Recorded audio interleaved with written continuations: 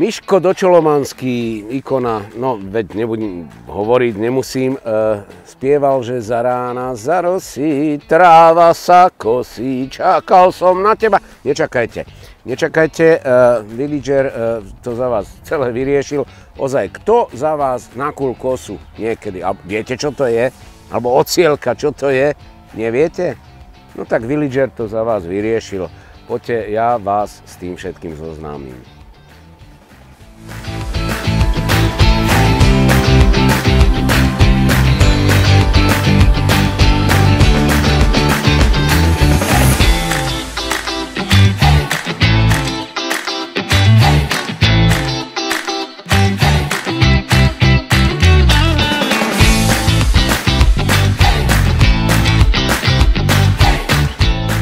No, dokosené. A vy máte tiež dokosené? Toto je úžasná vec od Villageru.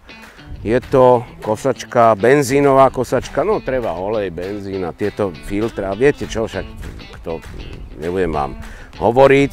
Ale 2,5 kW motor to má, to znamená to nejakých 3,5 koní, za vás bude kosiť.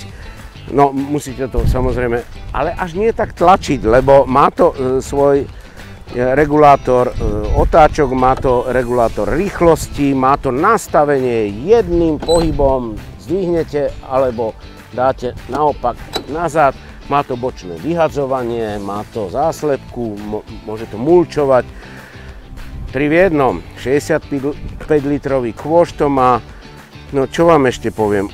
Ešte to má takú jednu zaujímavosť, že no pohon jasné, pohon to má, tu tak stlačíte, takto stlačíte, ale má to ešte jednu zaujímavosť, že tu, keď máte doma studňu, hadicu, tu nastoknete a vám to vyčistí celú kosačku.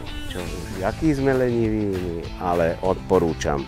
A Villager to robí aj s hondiackým motorom, nechám to na vás.